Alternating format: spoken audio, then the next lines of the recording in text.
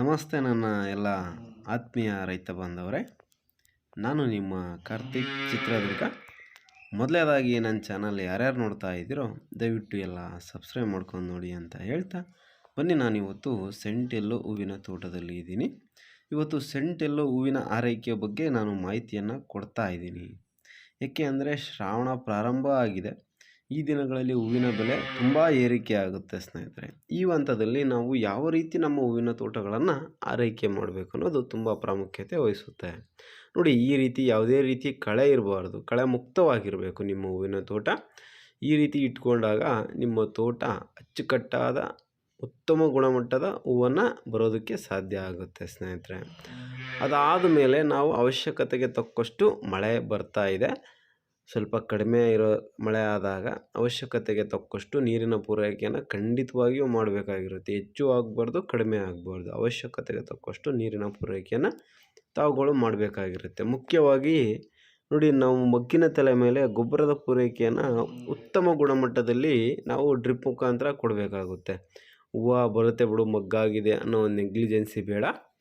ಆ ಸಮಯದಲ್ಲೂ ಕೂಡ ನೀವು ಡ್ರಿಪ್ ಮುಖಾಂತರ ಗೊಬ್ಬರದ ಪೂರೈಕೆಯನ್ನು ಮಾಡಬೇಕಾಗಿರುತ್ತೆ ಸ್ನೇಹಿತರೆ. ಎಷ್ಟು ಫಲವತ್ತತೆಯನ್ನು ಮಾಡ್ತೀರೋ ಅದೇ ರೀತಿ ಉತ್ತಮವಾಗಿ ಮೊಗ್ಗುಗಳು ದಪ್ಪ ಆಗೋದು, ಹೂವು ಸೈಜ್ ಬರೋದು, ಹೂವು ಫಿನಿಶಿಂಗ್ ಚೆನ್ನಾಗಿರೋದು, ಶೈನಿಂಗ್ ಇರೋದು, ಈ ರೀತಿ ಮುಂದಿನ ದಿನಗಳಲ್ಲಿ ನಿಮಗೆ ಹೂವು ಸಿಗ್ತದೆ.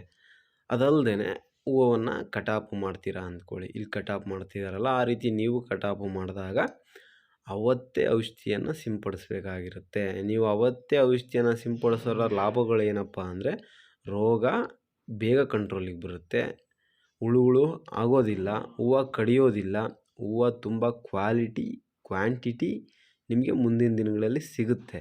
ಕ್ವಾಂಟಿಟಿ ಹೂವು ನಿಮಗೆ ಸಿಕ್ಕಾಗ ನೀವು ಯಥೇಚ್ಛ ಬೆಲೆಗೆ ಮಾರುವುದು ಸ್ನೇಹಿತರೆ. ಇವತ್ತು ಹೂವಿನ ಬೆಲೆ ಏನಿದೆ ಅಂದರೆ 100ರಿಂದ 150 ರೂಪಾಯಿವರೆಗೂ ನಡೀತಾ ಇದೆ ಒಂದು ಮಾರು. ಮುಂದಿನ ದಿನಗಳಲ್ಲಿ ಇನ್ನೂ ಏರಿಕೆ ಕಾಣುತ್ತೆ. ಈ ಹಂತದಲ್ಲಿ ನಾವು ಹೂವಿನಲ್ಲಿ ಲಾಭ ಮಾಡೋದಕ್ಕೆ ಎಲ್ಲ ಅವಕಾಶಗಳು ಇರ್ತವೆ. ನಾವು ಆರೈಕೆಯ ಕಡೆ ಹಿಂದೆ ಬಿದ್ದಿದ್ದೀವಿ ಅಂದಾಗ ಲಾಭ ಮಾಡೋ ಪ್ರಮಾಣ ಕಡಿಮೆ ಆಗುತ್ತೆ. ಆರೈಕೆಯನ್ನು ಅಚ್ಚುಕಟ್ಟಾಗಿ ಶ್ರಮವಹಿಸಿ ಶ್ರದ್ಧೆಯಿಂದ ಮಾಡಿದ್ದೀವಿ ಅಂದಾಗ ನಾವು ಲಾಭನೂ ಅದೇ ಗುಣಮಟ್ಟದಲ್ಲಿ ಮಾಡ್ತೀವಿ ರೈತ ಬಾಂಧವರೇ. ಹಾಗಾಗಿ ನೀರಿನ ಪೂರೈಕೆ, ಔಷಧಿಯ ಪೂರೈಕೆ, ಗೊಬ್ಬರದ ಪೂರೈಕೆ, ಕಳೆ ಮುಕ್ತವಾಗಿ ನೀವು ನಿಮ್ಮ ತೋಟವನ್ನು ಸರಿಯಾದ ಸಮಯಕ್ಕೆ ಹೂವನ್ನು ಕಟಾಪು ಮಾಡಿ ಅಂದೇ ಔಷಧಿಯನ್ನು ಸಿಂಪಡಿಸಿ ನೀವು ಈ ರೀತಿ ಎಲ್ಲ ಮೇಂಟೈನ್ ಮಾಡಿದಾಗ ನಿಮಗೆ ಉತ್ತಮವಾದ ಲಾಭ ಮಾಡೋದಕ್ಕೆ ದಾರಿಯಾಗುತ್ತೆ.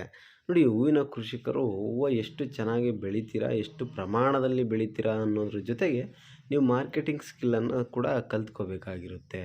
ನೀವು ಮಾರುಕಟ್ಟೆ ಎಲ್ಲಿ ಉತ್ತಮ, ಯಾವ ದಿನ ಕೊಯ್ದರೆ ಉತ್ತಮ, ಯಾವ ಮಾರ್ಕೆಟ್ಗೆ ಯಾವ ಸಮಯಕ್ಕೆ ತಗೊಂಡು ಹೋದರೆ ನಾವು ಹೆಚ್ಚು ಬೆಲೆ ಮಾಡುವುದು, ಮಾರ್ಕೆಟಲ್ಲಿ ಹೋದಾಗ ಅಯ್ಯೋ ಹೂವು ರೇಟ್ ಡೌನ್ ಆಗುತ್ತೋ ಅನ್ನೋದೊಂದೋ ಮನಸ್ಸಿಂದಲೇ ಗಟ್ಟಿ ನಿರ್ಧಾರದಿಂದ ನಾನು ರೇಟಿಗೆ ಮಾರೇ ಮಾಡ್ತೀನಿ, ನಾನು ಆ ಬುದ್ಧಿವಂತಿಕೆನ ಬೆಳೆಸ್ಕೊತೀನಿ, ಇನ್ನೂ ಮಾರ್ಕೆಟಲ್ಲಿ ಹೊಸ ವಿಚಾರಗಳನ್ನು ಕಲಿತು ನಾನು ಮುಂದಿನ ತರ್ತಕ್ಕಂಥ ಹೂಗಳನ್ನು ಇನ್ನೂ ಲಾಭಕ್ಕೆ ಮಾರ್ತೀನಿ. ಈ ಎಲ್ಲ ತಂತ್ರಗಳನ್ನು ನೀವು ಉಪಯೋಗಿಸ್ಬೇಕು. ಈ ರೀತಿ ಶ್ರಮದ ಜೊತೆಗೆ ಬುದ್ಧಿವಂತಿಕೆಯೂ ಇದ್ದಾಗ ಇನ್ನೂ ಹೆಚ್ಚು ಲಾಭವನ್ನು ಮಾಡುವುದು ರೈತ ಬಾಂಧವರು.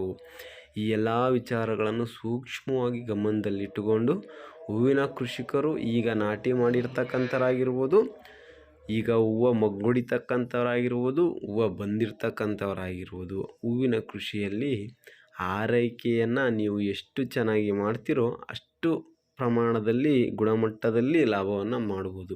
ನೀವು ಆರೈಕೆಯಲ್ಲಿ ಹಿಂದೆ ಬಿದ್ದಿದ್ದೀರ ಅಂದರೆ ಖಂಡಿತವಾಗಿಯೂ ಹೂವಿನಲ್ಲಿ ಲಾಭ ಮಾಡೋದಕ್ಕೆ ಸಾಧ್ಯ ಇಲ್ಲ. ಹೂವಿನ ಬೆಳೆ ತುಂಬ ಸೂಕ್ಷ್ಮ ಬೆಳೆ ಆಗಿರುತ್ತೆ.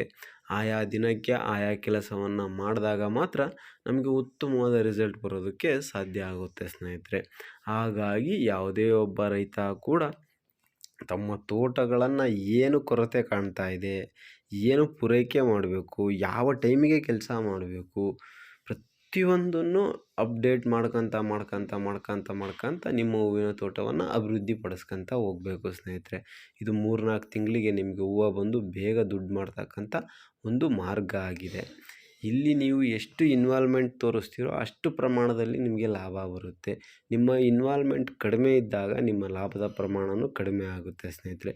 ಹೂವಿನ ಬೆಲೆ ಒಂದೇ ರೀತಿ ಇರೋದಿಲ್ಲ, ಏರಿಕೆ ಇಳಿಕೆ ಏರಿಕೆ ಇಳಿಕೆ ಏರಿಕೆ ಇಳಿಕೆ ಕಾಣ್ತಾ ಇರುತ್ತೆ. ಇಂಥ ಸಮಯವನ್ನು ನೀವು ಸರಿದೂಗಿಸ್ಬೇಕಂದ್ರೆ ಎಲ್ಲ ಸಮಯಕ್ಕೂ ಹೂವು ಬೆಳೆಯೋದನ್ನು ತಾವುಗಳು ಕಲ್ತ್ಕೋಬೇಕು. ಎಲ್ಲ ರೀತಿಯ ಹೂಗಳನ್ನು ಬೆಳಿಬೇಕು, ಮಾರ್ಕೆಟಿಂಗ್ ಮಾಡೋದನ್ನು ಕಲಿಬೇಕು. ಇಷ್ಟೆಲ್ಲ ಮಾಹಿತಿಯನ್ನು ತಮಗೆ ತಿಳಿಸಿದ್ದೇನೆ.